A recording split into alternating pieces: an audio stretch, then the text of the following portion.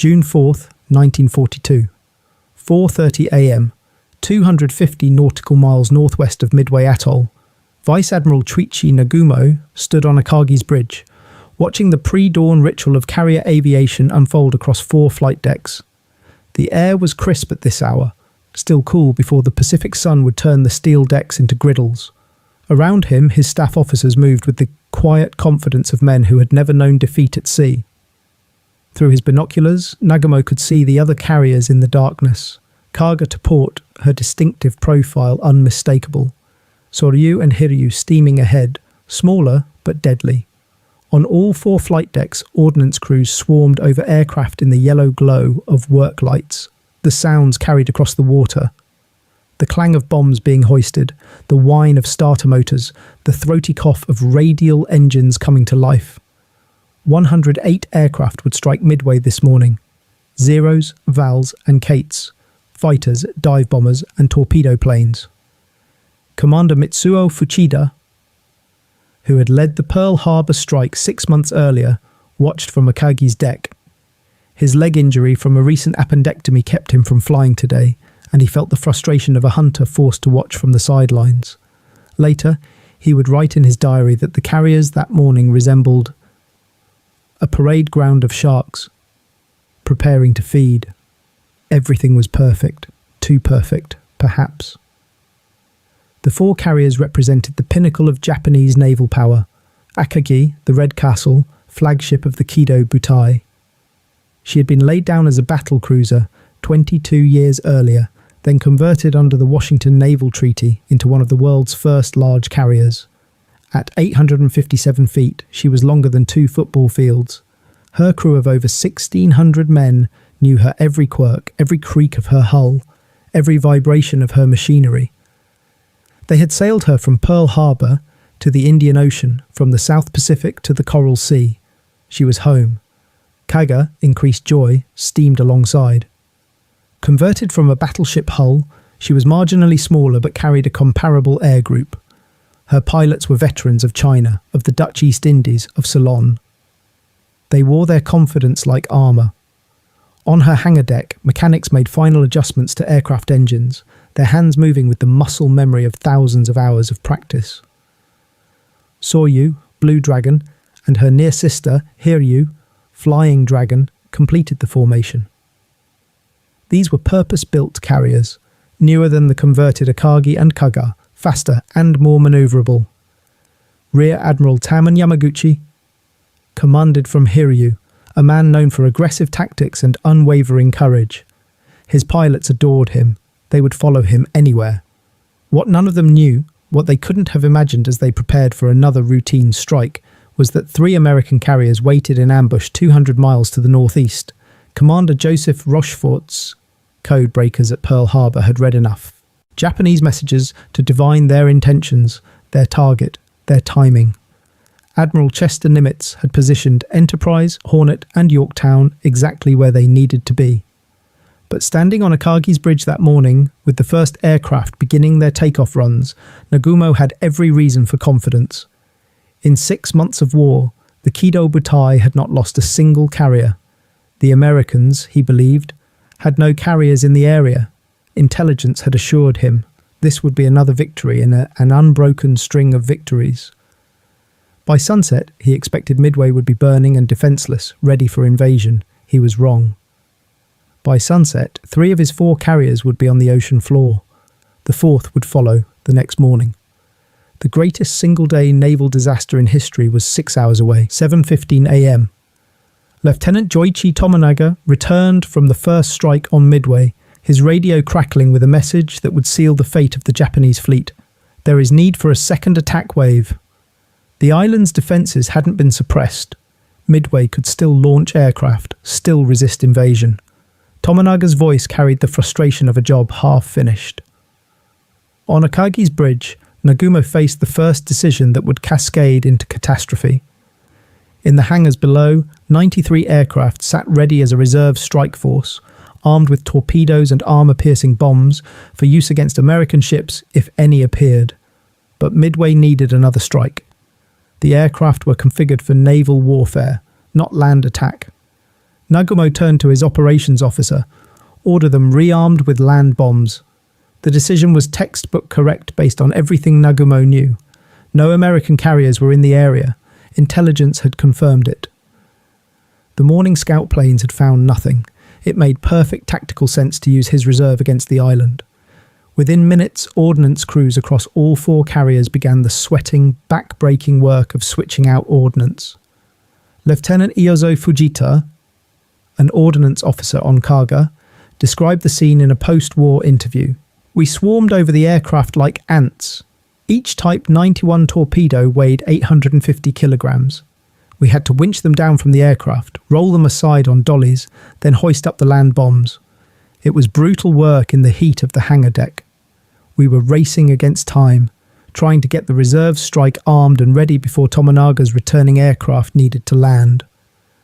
The removed torpedoes and armor-piercing bombs couldn't be returned to the magazines below deck. There wasn't time. Moving ordnance through the narrow hatches, down the steep ladders, to the magazines, that process took hours. So the weapons were set aside on the hangar decks, lined up against the bulkheads, ready to be quickly reinstalled if needed. Standard procedure. Nothing unusual, except that these particular weapons, sitting unsecured in the open, were about to become secondary bombs, more destructive than anything the Americans would drop. 7:28 a.m., 13 minutes after Nagumo's order to rearm, a scout plane from the cruiser tone radioed a report that turned Nagumo's world inside out, sight what appears to be 10 enemy surface ships. The message was routine in tone, almost casual. But those 4 words, enemy surface ships, meant American vessels where none should exist. Commander Tomotsu Oishi, Akagi's air operations officer, went pale. He turned to Nagumo. "Request clarification on ship types." The minutes ticked past. 3 minutes, 5, 7. The scout plane was investigating, trying to get close enough through cloud cover and anti-aircraft fire to identify what kind of ships they were. Meanwhile, on the hangar decks, ordnance crews continued working, unaware that the entire calculus of the battle had changed. 7:40 a.m., the scout plane radioed again. Enemy force accompanied by what appears to be a carrier. That single word, carrier, detonated like a bomb on Akagi's bridge. A carrier meant American aircraft. It meant incoming strikes.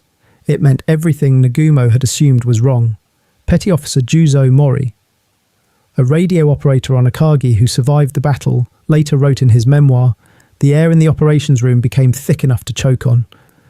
Everyone froze for just a second, processing what we'd heard. Then the Admiral started issuing orders rapidly, but you could hear it in his voice. Uncertainty. For the first time since I'd served under him, Admiral Nagumo sounded uncertain. Nagumo's nightmare had materialized. His reserve strike force was half disarmed, aircraft scattered across 4 hangar decks with their weapons removed, ordnance stacked everywhere, fuel lines connected for rearming. Tomonaga's strike force was returning from Midway, running low on fuel, needing to land immediately.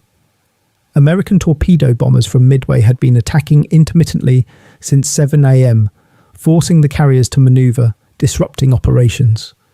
And now, somewhere out there, American carrier aircraft were probably already in the air, heading toward him. He made the next decision quickly, perhaps too quickly.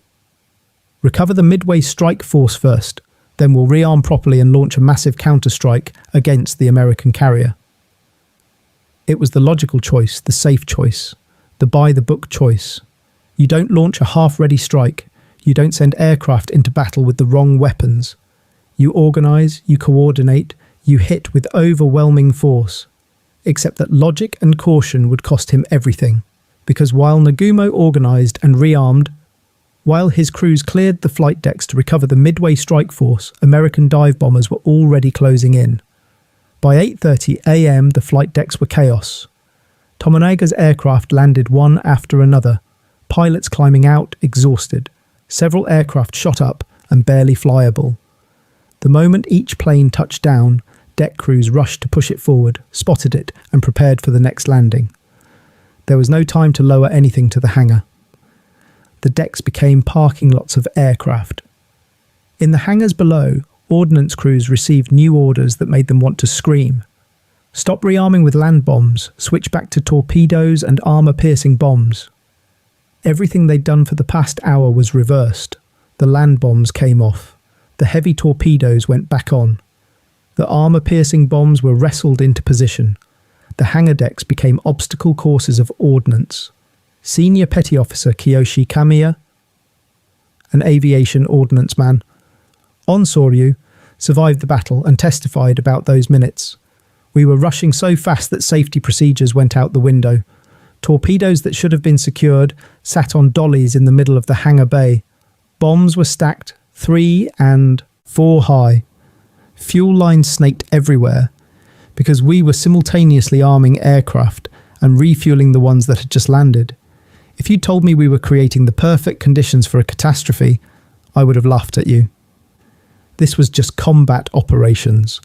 Rushed, yes, dangerous, always, but we'd done it 100 times before. By 9 AM, the reserve strike force was nearly ready. 90 aircraft armed with torpedoes and armour-piercing bombs, fueled and spotted for launch. On all 4 flight decks, the last aircraft from the Midway strike were being pushed aside. In another 20 minutes, maybe 30, the Japanese counter-strike would launch. It would be devastating. It would find the American carriers and destroy them. But they didn't have 20 minutes. 200 miles northeast of the Japanese fleet, the atmosphere on the American carriers was electric with desperate hope. Lieutenant Commander John Waldron stood in the ready room of Hornet, addressing his torpedo bomber squadron one final time. Torpedo 8, they were called. 15 Douglas Devastator torpedo bombers, 3-seat aircraft that were already obsolete when the war started. Waldron was part Sioux, a South Dakota native who'd learned to fly in the 1920s. His pilots called him Chief, with genuine affection. He had a premonition about this mission that he couldn't shake. The night before, he'd written a letter to his wife that he left with the ship's chaplain. "If I don't make it back," he'd said, "make sure this gets to her." Now, he looked at his young pilots, most of them barely out of flight school, and told them something that sounded insane. "If our group becomes separated and we fail to find the Japanese fleet, I'm going to continue straight west until we do find them. Follow me. We're going to hit them no matter what." Ensign George Gay, 25 years old, from Texas, listened to Waldron's words and felt his stomach tighten. He'd only been with the squadron for 3 months. This would be his first combat mission. He looked around the ready room at faces he'd come to know. Guys who'd played poker with him, shared letters from home, complained about the food. How many of them would be alive in 2 hours? The American plan was simple, almost suicidally simple. 3 carriers would launch everything they had at the Japanese fleet, Enterprise and Hornet, under Rear Admiral Raymond Spruance, Yorktown under Rear Admiral Frank Jack Fletcher. The carriers had been hastily positioned based on Rochefort's intelligence. They'd steam through the night to get into launch position. Now, they would throw everything they had at the Japanese in one desperate strike, but the coordination was falling apart before the aircraft even launched. Timing was off. Squadrons lost each other in the clouds. Fighter escorts climbed too high or turned back with fuel concerns. The torpedo squadrons, flying low and slow, became separated from the dive bombers flying high. It was supposed to be a coordinated strike, torpedo bombers forcing the carriers to turn toward the torpedoes, making them vulnerable to dive bombers attacking from above. Instead, it became a series of piecemeal attacks. Torpedo 8 launched from Hornet at 8 AM. 15 Devastators loaded with Mark 13 torpedoes that were notoriously unreliable. The squadron flew west, exactly as Waldron had promised. No fighter escort, no dive bombers overhead. Just 15 torpedo planes hunting the most powerful carrier fleet in the world. At 9:25 AM, Waldron spotted wakes on the horizon, the Japanese fleet. He waggled his wings and led his squadron down to attack altitude, just above the wave tops going 120 miles per hour, heading straight into a storm of anti-aircraft fire and Zero fighters. Seaman First Class Takayoshi Morinaga, a Zero pilot from Akagi, later described the attack from the Japanese perspective. "I was on combat air patrol at 5,000 meters when the radio crackled. American torpedo bombers approaching from the east. We dove immediately. I could see them from miles away. 15 planes in a ragged line, flying so low their propellers were kicking up spray. They weren't even manoeuvring. They just flew straight at the carriers like they were on parade. I thought it was suicide. Then I realised it was suicide. They knew they weren't coming back. The Zeros fell on Torpedo 8, like wolves on wounded prey. Waldron's aircraft was hit first, smoke pouring from the engine, cartwheeling into the ocean. One by one, the Devastators were shot down. Anti-aircraft fire threw up walls of water and shrapnel. Zeros made slashing attacks from behind, their 20mm cannon tearing through the lightly armoured American planes. Ensign Gay watched his squadron die around him. The plane to his left exploded. The one ahead started burning and nosed into the water. His gunner, Bob Huntington, was firing at the Zeros despite being wounded. Then Gay's plane was hit. The engine quit. He dropped his torpedo. Whether it ran true or not, he'd never know, and the Devastator smashed into the ocean. Gay scrambled out as the plane sank. Huntington was dead. Gay was alone in the water, surrounded by burning wreckage and floating bodies. He pulled a seat cushion over his head for camouflage and watched the battle unfold from water level. He would spend the next 30 hours floating there, a ringside seat to history. Torpedo 8 was annihilated. 14 aircraft shot down, 29 men dead, 1 survivor. They'd scored no hits. Their torpedoes, those that even made it close enough to drop, were either shot down before release, missed, or malfunctioned. The attack had accomplished nothing, except that it had pulled every Japanese fighter down to wave-top level and scattered them across the sky. Enterprise and Yorktown's torpedo squadrons followed, arriving separately, attacking from different directions. Torpedo 6 from Enterprise lost 10 of 14 aircraft. Torpedo 3 from Yorktown lost 10 of 12. The water around the Japanese carriers became a graveyard of burning American aircraft. Bodies floated among the debris. Oil slicks burned on the surface. On Akagi's bridge, Nagumo watched the torpedo attacks with grim satisfaction. The Americans were throwing themselves away. His fighters were shooting them down with ease. Not a single torpedo had hit. His carriers manoeuvred smoothly, turning into the torpedo tracks, combing the wakes, his captains demonstrating the practiced skill of months of combat operations. Commander Gishiro Miura, Akagi's chief gunnery officer, allowed himself a tight smile. "The Americans are desperate," he said to no one in particular. "They're sending their planes to die for nothing."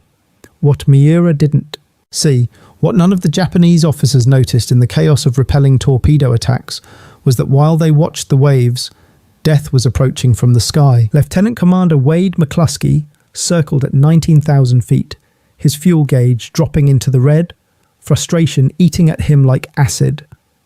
He'd been searching for the Japanese fleet for over an hour.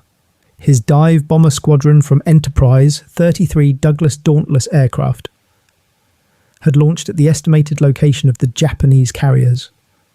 But the carriers weren't there. The ocean below was empty. McCluskey had a choice. Turn back to Enterprise while he still had fuel to make it home, or keep searching. He chose to keep searching. "Another 15 minutes, he told his wingman over the radio. "Then we turn back." It was a decision made on instinct, on pure stubbornness. 33 dive bombers would be useless if they ran out of fuel and ditched in the ocean, but they'd be equally useless if they never found the target.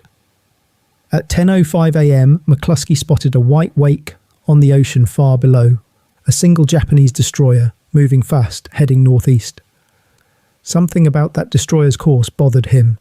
It was sailing away from Midway, heading back toward the Japanese fleet. McCluskey made another gut decision. Follow that destroyer. 10 minutes later, at 10:15 a.m, the ocean ahead bloomed with white wakes. The entire Japanese fleet spread out below them, 4 carriers in a loose box formation, surrounded by battleships and cruisers, their wakes cutting white lines across the blue Pacific. McCluskey felt his pulse hammer in his temples. This is it. Attack.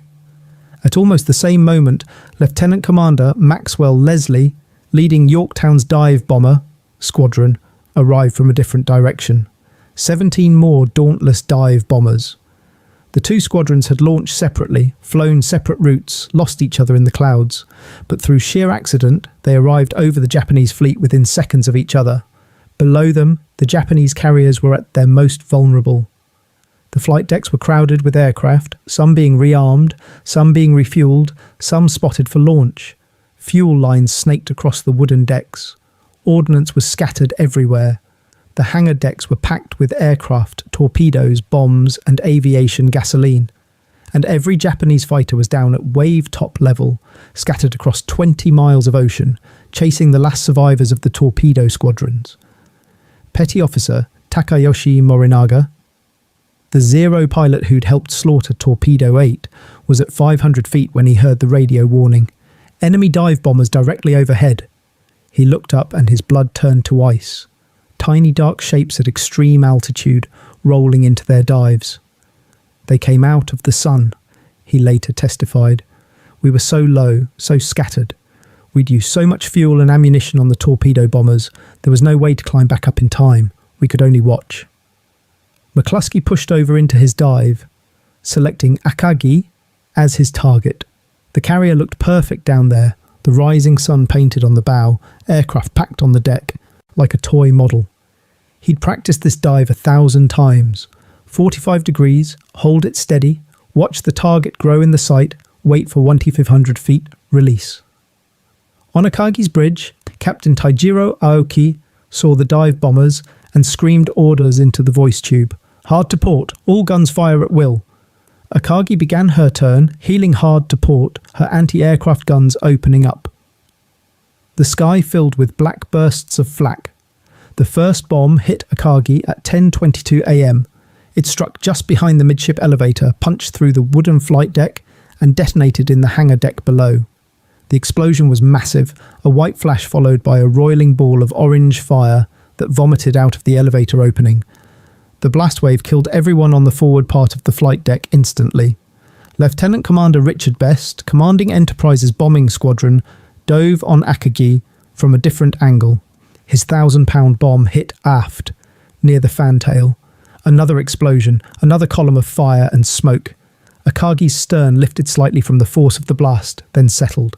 In the hangar deck, hell manifested in an instant. The bombs had detonated among the armed and fueled aircraft. Secondary explosions began immediately. An armed Kate torpedo bomber exploded, its torpedo warhead detonating with enough force to buckle the armoured deck above it. The explosion chain reacted through the hangar. Aircraft erupted one after another. The torpedoes that had been removed during rearming and left unsecured against the bulkheads began detonating. Each torpedo carried 450 pounds of explosive. They went off like artillery shells, tearing holes in the ship's structure, starting new fires, creating pressure waves that crushed men against bulkheads. Aviation ordnance man Kyoto Furuta was in Akagi's hangar when the first bomb hit. 60 years later, in a recorded interview, his voice still shook describing those moments. The explosion lifted me off my feet and threw me across the hangar deck. I couldn't hear anything. My ears were gone. Blood everywhere. The man next to me was on fire, running, screaming, and I couldn't hear him.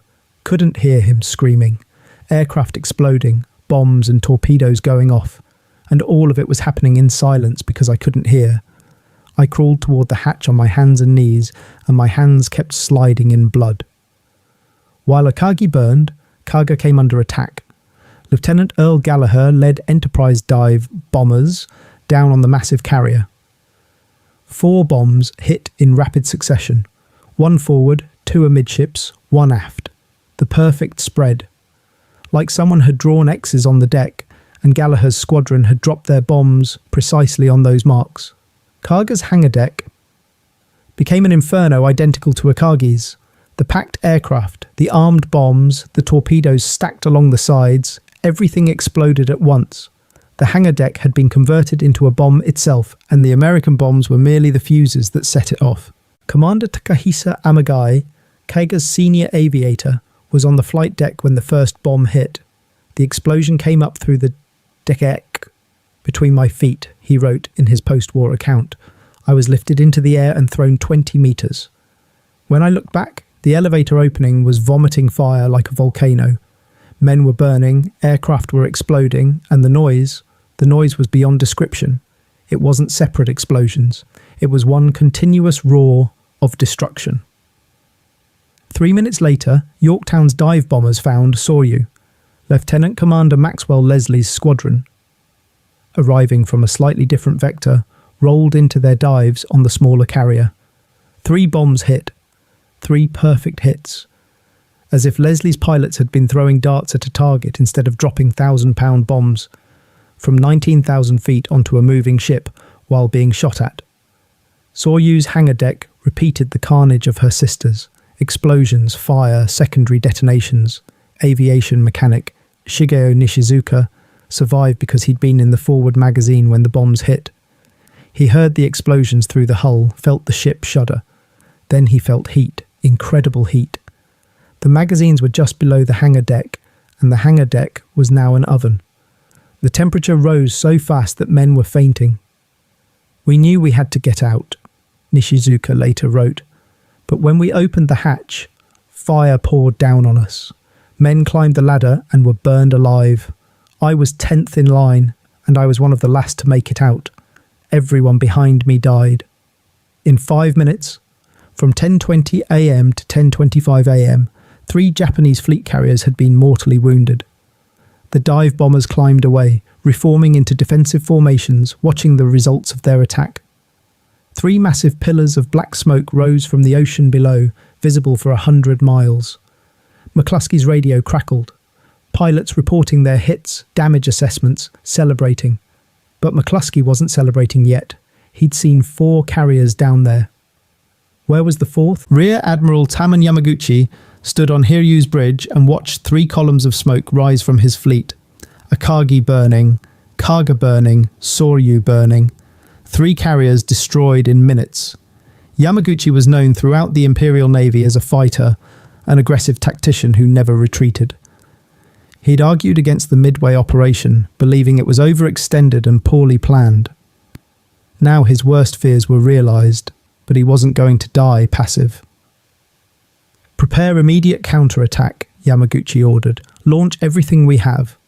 Hiryu had been operating slightly separated from the other carriers, far enough that the American dive bombers hadn't found her. Now she would use that luck. Her flight deck was already spotted with aircraft. 18 Val dive bombers and 6 Zero escorts. It was a small strike. Hiryu's aircraft reserves were limited, but it was what they had. Lieutenant Michio Kobayashi, leading the strike, saluted Yamaguchi before climbing into his cockpit. Both men knew this was likely a one-way mission. The American carriers would be on high alert, prepared, their fighters waiting. But Japanese doctrine demanded the attack. You didn't survive a naval battle by being cautious. You survived by striking first, striking hard, and keeping the enemy off balance. At 10:54 a.m., Kobayashi's strike launched. They flew east, guided by scout planes that had finally located the American carriers. The flight took an hour. Radio chatter from the burning carriers filled their headsets. Damage reports, casualty figures, abandoned ship orders. Kobayashi focused on his instruments and tried not to imagine what was happening behind him. At noon, Kobayashi spotted wakes on the horizon, the American carriers. He identified the target as Yorktown, the closest carrier, isolated slightly from the other 2. "All aircraft, attack the carrier ahead." His dive bombers pushed over. Yorktown's radar had picked up the incoming strike. Fighter director officers vectored every available F-4F Wildcat toward the buggies. Anti-aircraft crews stood ready. Yorktown began turning hard, her helmsman receiving continuous orders from the bridge. But 18 Japanese dive bombers pressing home their attack with the fury of men who knew their fleet was dying behind them were not easily stopped. Kobayashi's bomb hit near the island structure. 2 more bombs hit in quick succession. Yorktown shuddered, slowed, began listing. Smoke poured from the flight deck. American damage control parties rushed to contain the fires, but the hits had been severe. For the first time that day, American sailors faced what the Japanese had been enduring. The terror of a burning carrier. The desperate fight to save their ship. Kobayashi's strike turned for home having lost 5 aircraft to fighters and flak. The survivors radioed their success. Hits confirmed on enemy carrier. Large fires observed.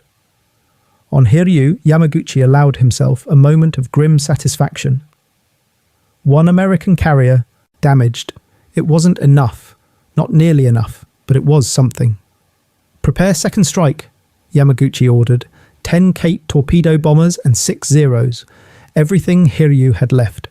Lieutenant Chuichi Tomonaga, who'd led the Midway strike that morning, volunteered to lead this one despite his aircraft having been damaged. One of his fuel tanks was holed and leaking. He knew he wouldn't make it back. He led the strike anyway. At 2:30 p.m, Tomonaga's torpedo bombers found Yorktown. The American carrier had been abandoned after the first strike, but damage control crews had gotten fires under control and were attempting to save her. She was dead in the water when Tomonaga arrived. 2 torpedoes hit her port side. Yorktown's list increased to 26 degrees. Captain Elliot Buckmaster ordered abandon ship. Yorktown would survive for another 2 days before finally sinking, but she was out of the battle. On Hiryu, the returning strike pilots reported another success. The same carrier they believed hit again and probably sinking. It seemed like a small redemption. The Americans had destroyed 3 carriers.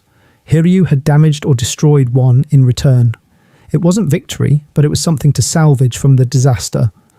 Then, at 5 p.m, Hiryu's luck ran out.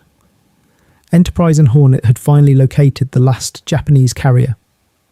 24 Dauntless dive bombers from Enterprise arrived overhead while Hiryu was recovering Tomonaga's strike. Once again, the flight deck was crowded with aircraft, fuel lines connected, ordnance being moved. The Americans had caught them at exactly the wrong moment. Lieutenant Earl Gallagher, who'd hit Kaga that morning, led the dive on Hiryu. His pilots had been in the air for hours, had fought through Zeros and flak on the morning strike, were exhausted and low on fuel. But they'd found the 4th carrier, and they weren't leaving until she was burning. 4 bombs hit Hiryu in quick succession. The forward elevator was thrown 300 feet into the air by an explosion. The flight deck buckled and twisted. Fire erupted from every opening in the ship's structure. Hiryu's hangar deck, like her sisters before her, became a crematorium. Chief Petty Officer Yasutaka Yoshino was in Hiryu's forward engine room when the bombs hit. The lights went out, steam pipes burst. The temperature climbed to 60 degrees Celsius within seconds. We tried to evacuate, but the ladder to the upper deck was blocked by fire. 23 men were trapped in that engine room with me. The heat kept rising. Men were passing out. I forced the emergency hatch and led them through the bilge. Crawling in water that was near boiling, 12 men made it, 11 died in the engine room. Admiral Yamaguchi refused to leave the bridge even as fires spread through the ship. Captain Tomeo Kaku stayed with him. Both men knew Hiryu was finished.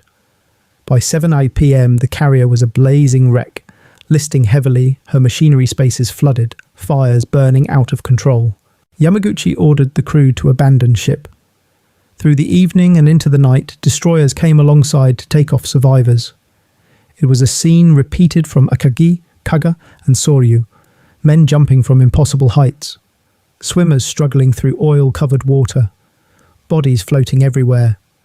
The destroyers' crews worked through the night, pulling men from the water, watching Hiryu burn against the darkness. At 2:30 a.m. on June 5th, destroyers fired torpedoes into Hiryu. She refused to sink immediately. The tough carrier, like her sisters, died slowly. She finally disappeared beneath the waves at 9 a.m., taking Admiral Yamaguchi and Captain Kaku with her. Both men had refused rescue, choosing to die with their ship and their air crews. The Kido Butai was gone.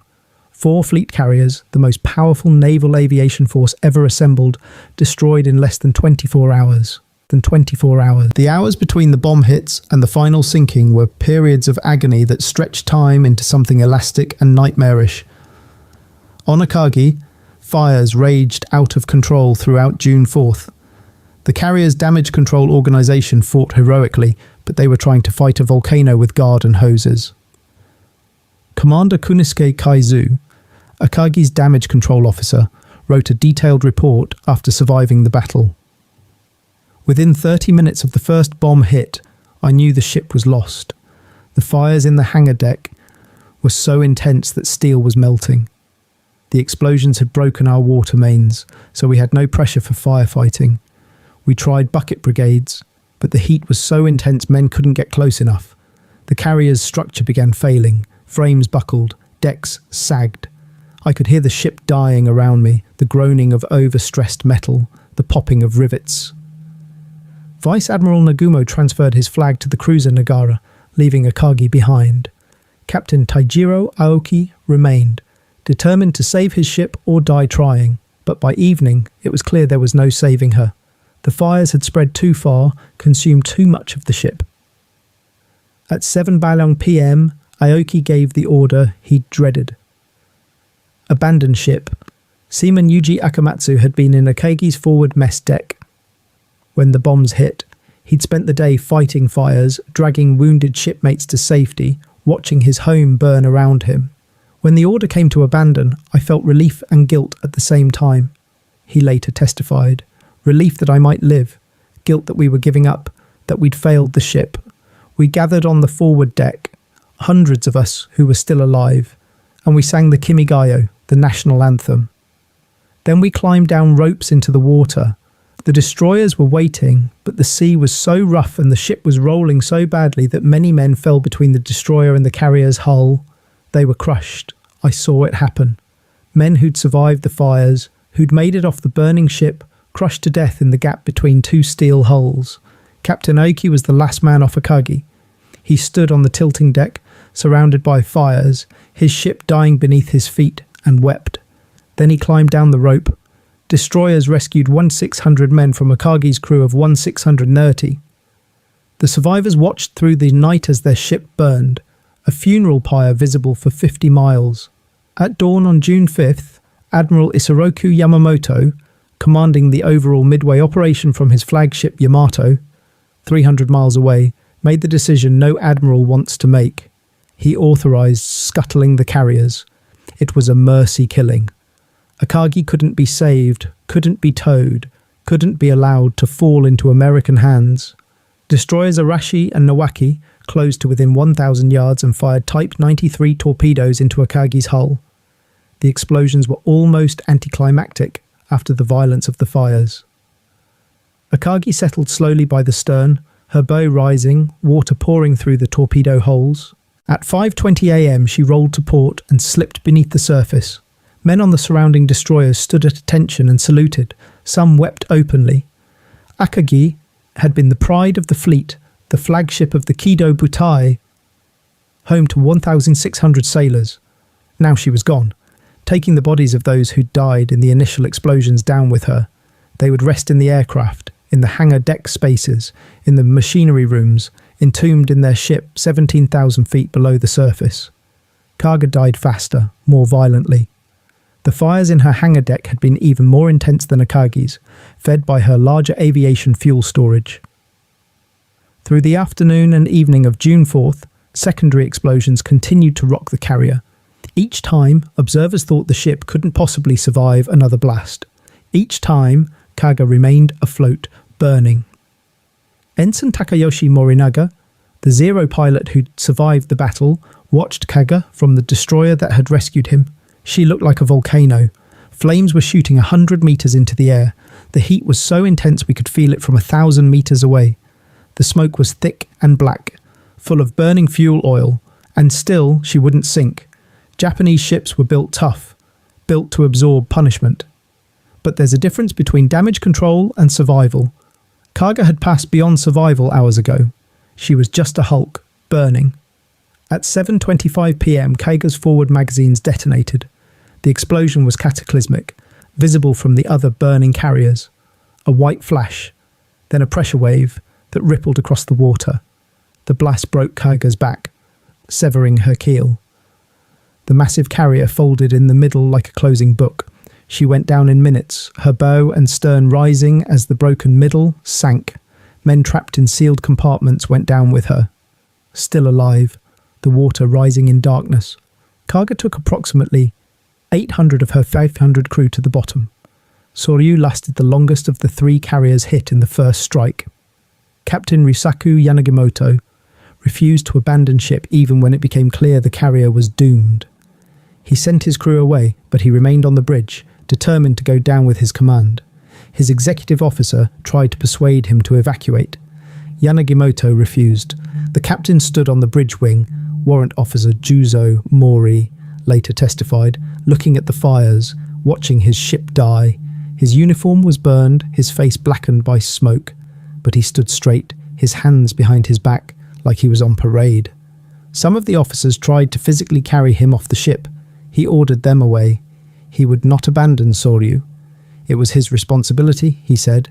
The ship was his. He would stay with her. As the survivors abandoned Soryu, they could see Yanagimoto on the bridge, a solitary figure silhouetted against the flames. Some men later claimed they heard him singing, though whether this was true or a legend created afterward, no one knows. At 7:13 p.m, Soryu's list reached 30 degrees. Water poured through the bomb holes in her hull. She rolled to port, then capsized. Captain Yanagimoto was still on the bridge when she went over. The carrier sank rapidly, disappearing in less than a minute. She took 718 men with her, including her captain, who'd refused to live while his men died.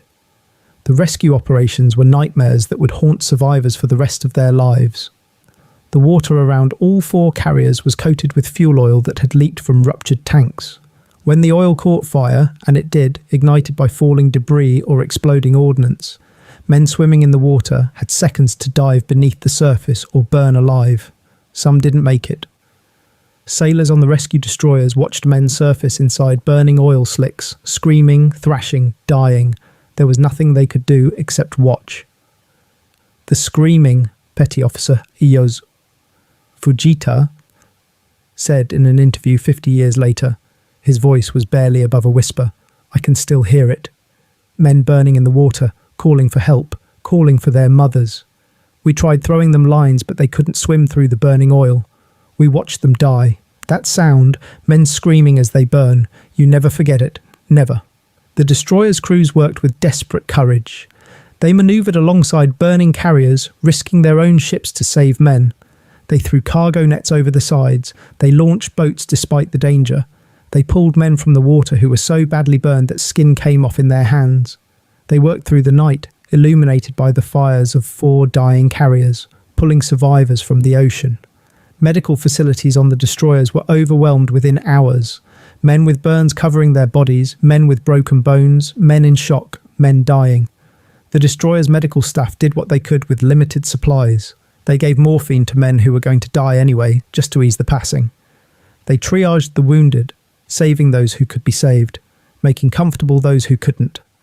The decks of the rescue destroyers ran red with blood mixed with seawater and fuel oil. Petty Officer Kyoto Furuta, the aviation ordnance man who'd survived Akagi's hangar deck explosion, was pulled from the water with burns covering 40% of his body. I don't remember being rescued, he later wrote. I remember the fire, the explosion, crawling toward the hatch, then nothing, until I woke up on a destroyer 3 days later. They told me I'd been swimming for 2 hours before they found me. I don't remember it. The mind protects you from things too horrible to remember. By dawn on June 5th, the rescue operations were complete. 3 carriers were already on the bottom. Hiryu still burned, the last of the Kido Butai to die.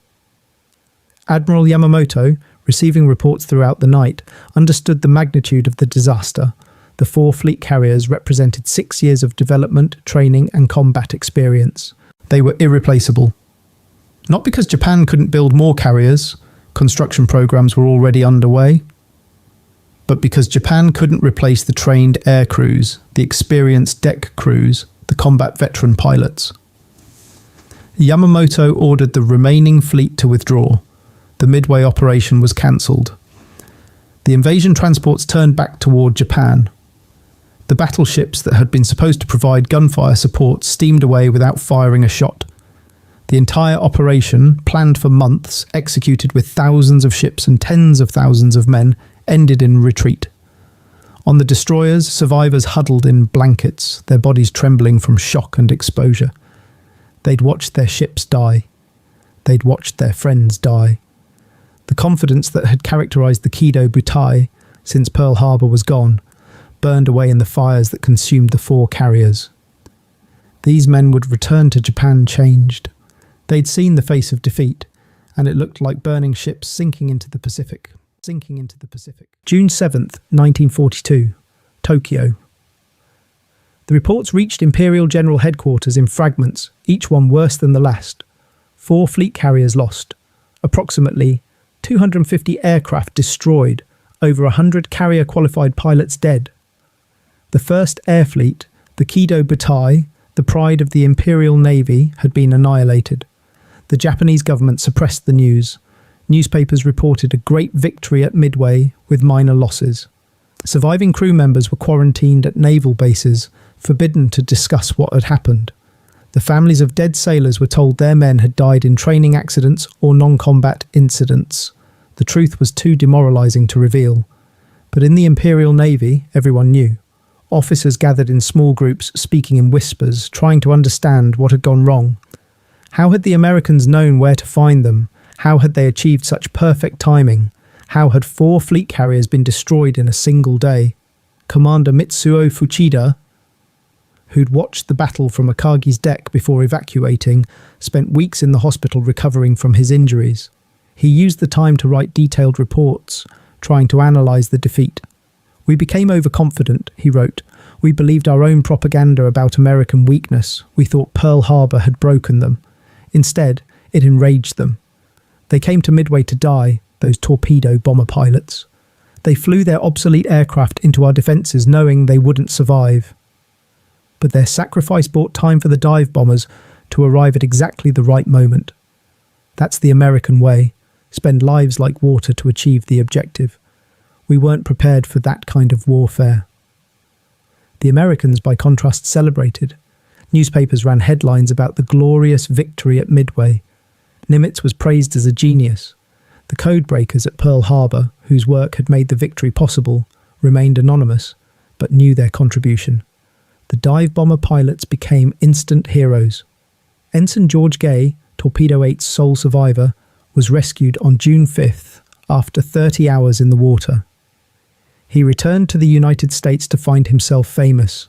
His squadron had been wiped out, 29 men dead, but their sacrifice had drawn down the Japanese fighters at exactly the right moment. Gay spent the rest of his life telling their story, making sure Torpedo 8 was remembered. But the strategic implications of Midway went far beyond the immediate tactical victory. Japan had lost not just 4 carriers, but the initiative in the Pacific War. Before Midway, Japan chose where to attack, when to strike, which islands to seize. After Midway, Japan was responding to American moves, defending against American advances, trying to hold what had already been taken. The mathematics were brutal and unchanging. America's industrial capacity dwarfed Japan's. Essex-class fleet carriers were already under construction. 24 would eventually be built. By 1944, the United States would deploy more fleet carriers than Japan had operated in her entire history. But carriers without trained pilots were useless, and training pilots took time. Japan had lost over 100 experienced carrier pilots at Midway. These were men with hundreds of combat hours, veterans of China and Pearl Harbor. They were replaced with pilots fresh from training, inexperienced, less skilled. The quality gap between American and Japanese pilots would steadily narrow, then reverse. Admiral Yamamoto understood this. In a letter to a colleague written in July 1942, he admitted, "The loss of our carriers at Midway has decided the war's outcome. We can still fight, still win battles, but we cannot win the war. The Americans have too much, too many ships, too many aircraft, too many pilots. We needed to win quickly, decisively, before their industrial power came to bear. Midway was our last chance. We failed." The Imperial Navy attempted to rebuild its carrier force. Shokaku and Zuikaku, the 2 large carriers that had missed Midway due to damage from the Coral Sea battle, continued operations. Light carriers and converted vessels filled some gaps. But the first air fleet, the Kido Butai, as it had existed, with its concentration of 4 fleet carriers and veteran crews, was gone forever. On Guadalcanal, in the Solomon Islands campaign, Japanese and American forces would fight desperate battles throughout late 1942 and into 1943. The Japanese still won tactical victories. Santa Cruz Islands saw Hornet sunk and Enterprise damaged, but these were defensive victories, bought at costs Japan couldn't afford. American carriers were replaced within months. Japanese carriers, when lost, took years to replace. Lieutenant Takayoshi Morinaga, the Zero pilot who'd survived Midway, fought through the Guadalcanal campaign. He watched the quality of replacement pilots decline steadily. The new pilots coming from training had maybe 100 hours of flight time, he recalled. Before the war, we required 500 hours minimum. At Midway, I had over 800 hours, including combat time in China. The replacements were children, barely able to keep formation, let alone fight.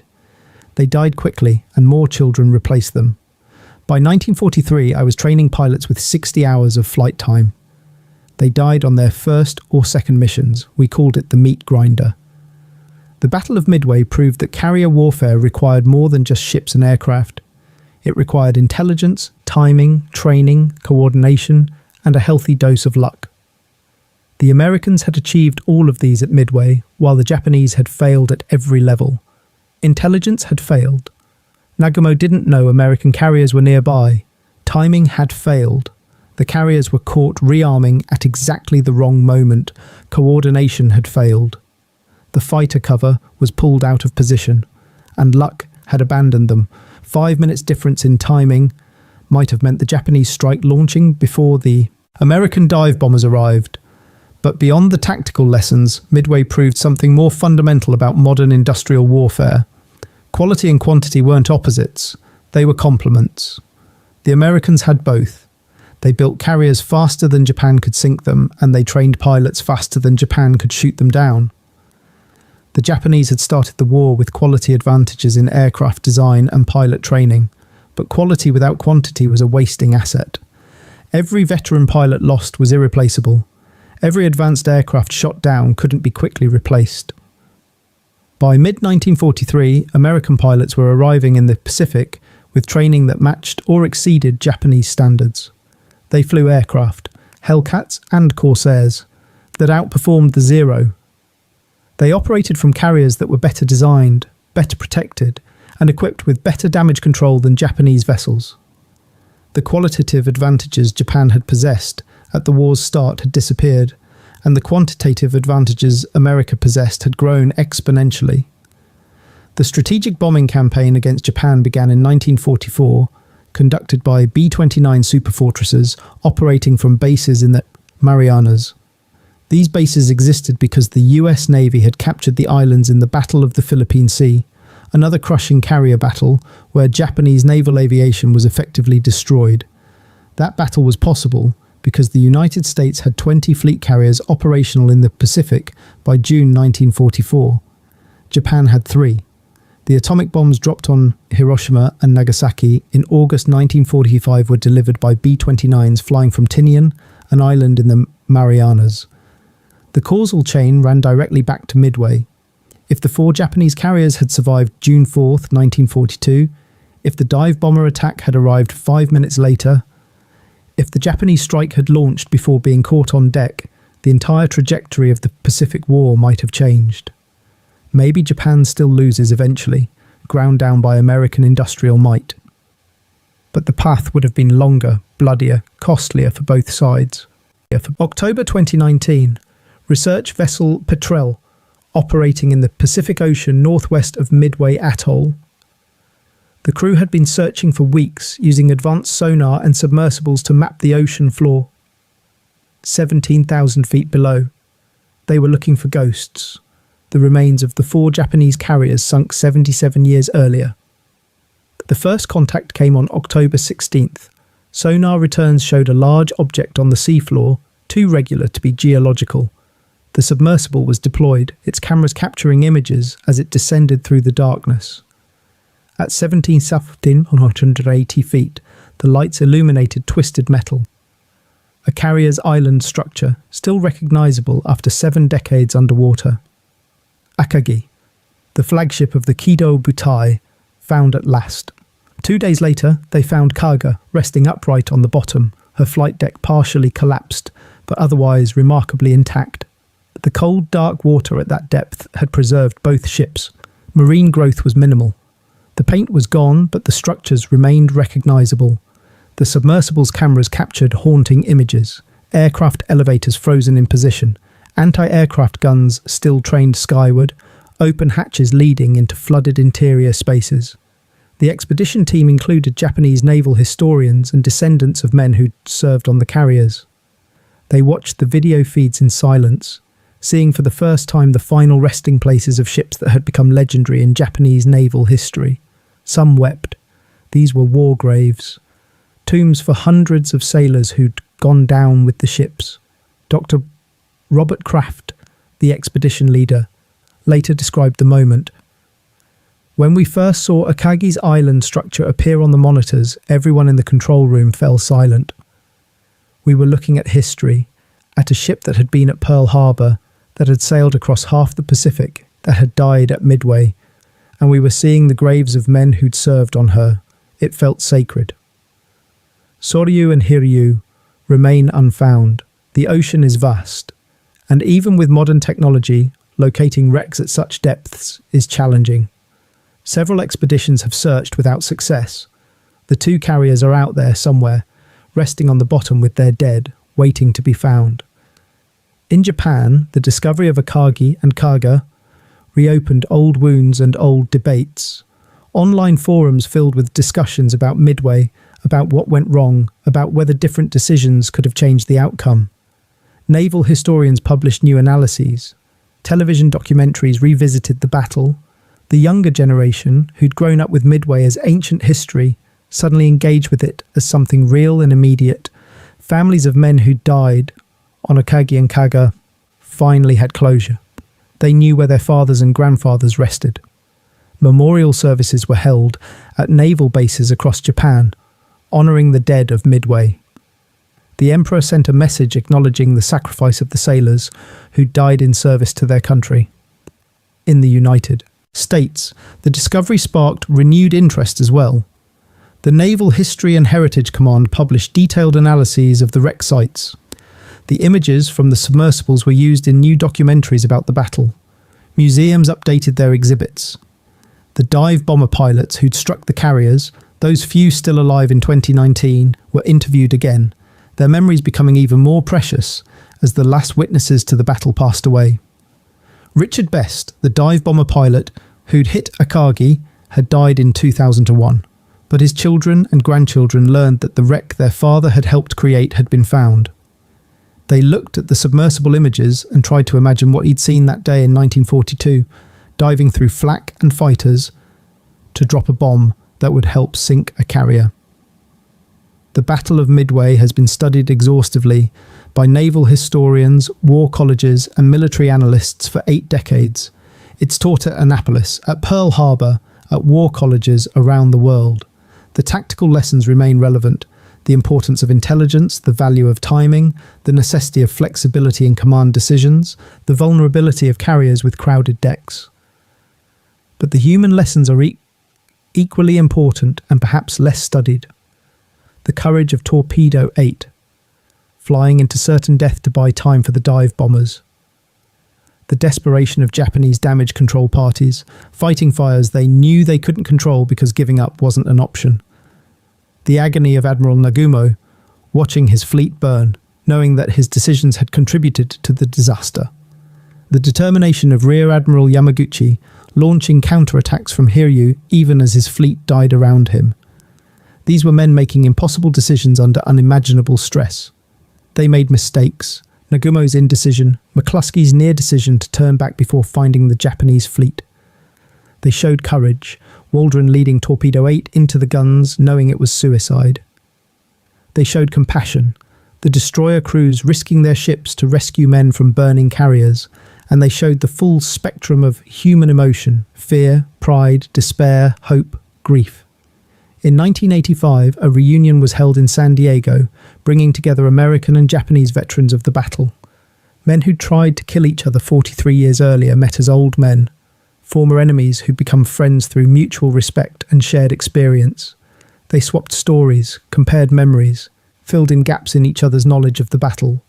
Takayoshi Morinaga, the Zero pilot, met with American dive bomber pilots. Through interpreters, they discussed the battle from their different perspectives. Morinaga described watching the torpedo bomber attacks, the sense of invincibility as the Zeros shot down plane after plane.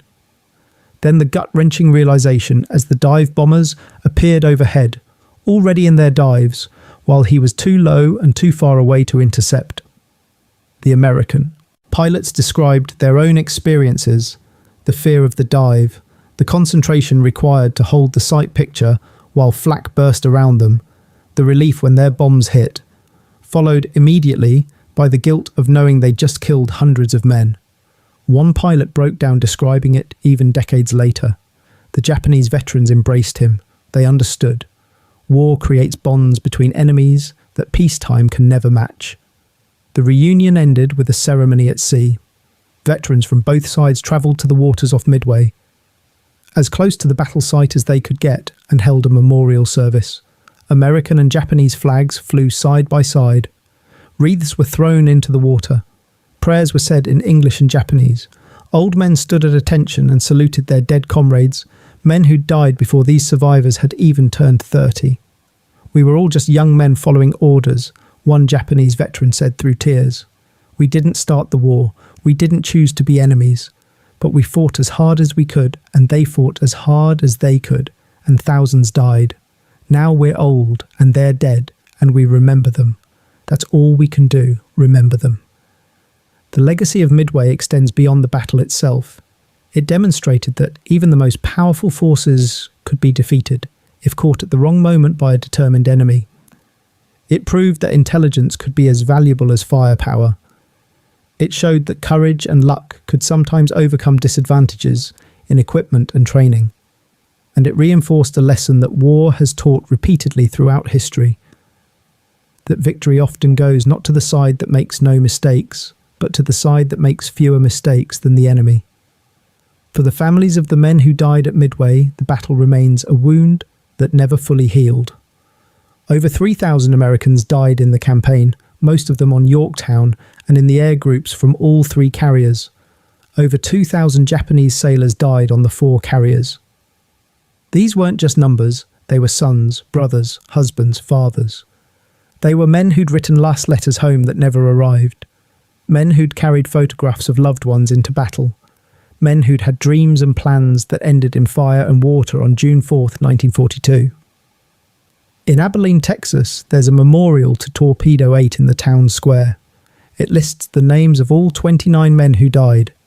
Every year on June 4th, local veterans and families gather to remember them. Similar memorials exist across America and Japan, small monuments, plaques in naval stations, exhibits in local museums, keeping alive the memory of men who died in a battle most people today have only heard of in history classes. On the ocean floor, 17,000 feet beneath the surface, 4 aircraft carriers rest in eternal darkness. The pressure at that depth is over 7,000 pounds per square inch, enough to crush a human instantly. The temperature is just above freezing. No light penetrates, no current flows.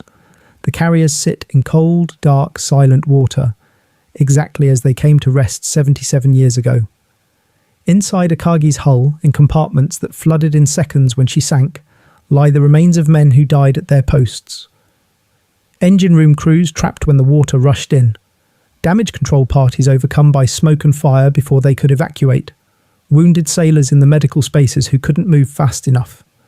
They're still there, dissolved into the sediment now, part of the ship, their bones mixed with the steel and aluminum and rubber that once made up a fleet carrier. The aircraft that were on the hangar decks when the ship sank are still there, crushed and corroded but recognisable, Zeros with their distinctive elliptical wings, Vals with their fixed landing gear, Kates with their long torpedo slings. They sit in the flooded hangars, never to fly again, monuments to Japanese aviation at its peak. On Kaga's flight deck, visible in the submersible images, painted markings are still visible despite 7 decades underwater. The white lines that guided aircraft during landing, the circle marking the spot where the flag officer's chair sat, the tie-down points where aircraft were secured during rough weather, all preserved by the cold water and crushing pressure. These ships were home to thousands of sailors. They weren't just weapon platforms or strategic assets. They were living spaces where men ate meals, wrote letters, slept, joked, complained about officers, and formed friendships that would last until death, which for many came in fire and explosions on June 4th, 1942. The submersible footage shows personal effects scattered around the wrecks. A sailor's boot, remarkably preserved. A writing desk, its drawers still partially open. Dishes from the galley. These mundane objects make the tragedy human again. Men wore those boots. Men wrote letters home at that desk.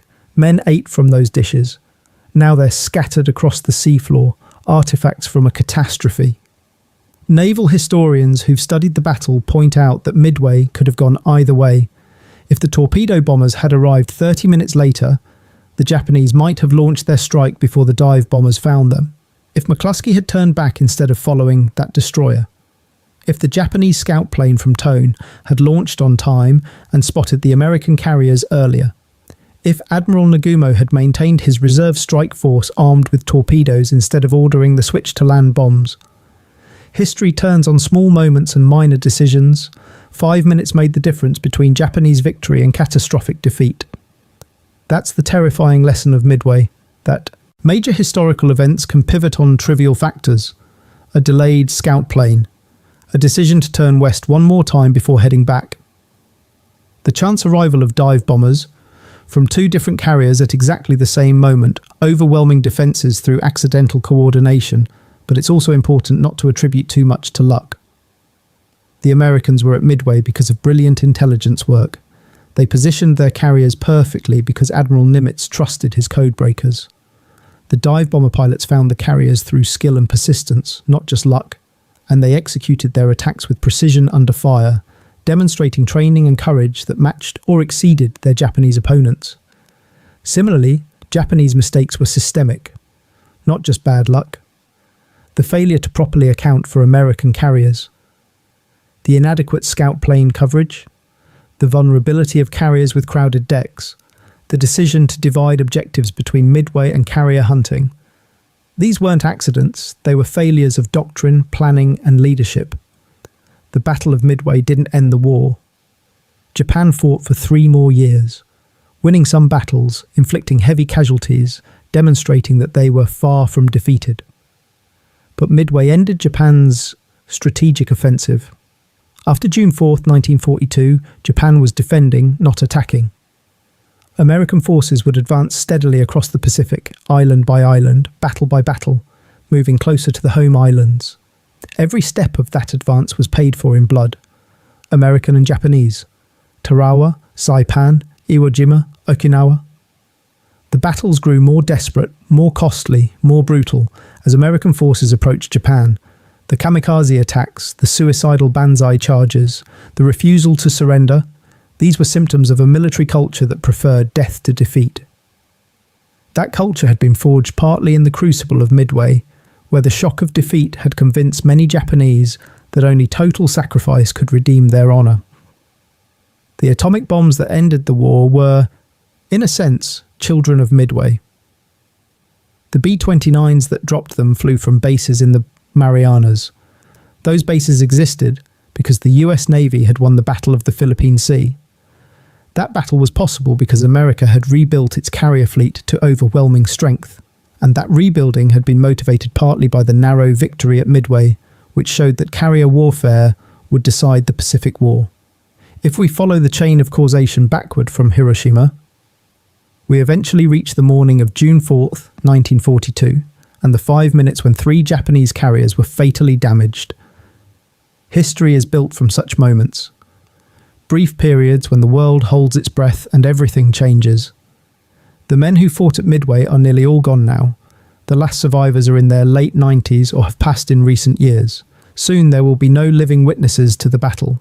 It will pass entirely into history, known only through documents, photographs, and the testimony recorded while survivors could still speak. But the battle lives on in other ways. In the tactical doctrine taught at naval academies. In the warning to never underestimate an enemy. In the knowledge that intelligence can be as valuable as firepower. In the understanding that carrier aviation requires not just equipment but training, coordination, and timing.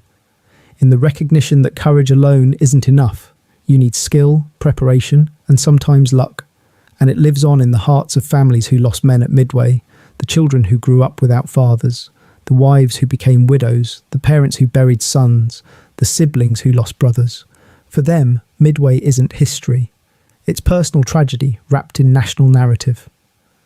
On June 4th each year, ceremonies are held at Midway Atoll, at Pearl Harbor, at Annapolis, at naval stations across America and Japan.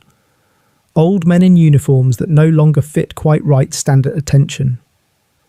Younger generations gather to honour ancestors they never met. Wreaths are laid, names are read, moments of silence observed. And on the ocean floor, undisturbed by these commemorations, 4 aircraft carriers rest in darkness, tombs for thousands, monuments to a single day in 1942 when the balance of the Pacific War shifted. When Japanese supremacy ended and American ascendancy began. When 5 minutes changed the course of history. Akagi, Kaga, Soryu, Hiryu. 4 fleet carriers that sailed into battle on the morning of June 4th, 1942. All 4 sunk by sunset. Their stories, and the stories of the men who served on them, deserve to be remembered for as long as there are people to tell tales of courage, sacrifice, and the brutal mathematics of modern war. The submersible lights click off. The cameras stop recording. The remote vehicle ascends back toward the surface, leaving the wrecks in darkness once again. The carriers remain, silent and still, waiting in cold water for the next visitors, who will come to pay respects to the dead and to reflect on the day when the world changed in 5 minutes. Above, on the surface, the Pacific Ocean stretches to the horizon, peaceful and blue. There's no indication that 17,000 feet below, history rests on the seafloor. The water is calm, seabirds circle, the sun glints off the waves. It's beautiful and serene, a sharp contrast to the violence that occurred here in 1942. But if you knew what lay beneath, if you'd studied the battle and understood what happened in these waters, you'd see the ocean differently. You'd imagine the carriers burning, men jumping from decks, destroyers racing to rescue survivors. You'd hear the echoes of explosions, the roar of aircraft engines, the screams of dying men. History happened here. In these waters the future was decided, and deep below the evidence remains. 4 steel monuments to courage, tragedy, and the 5 minutes that changed everything.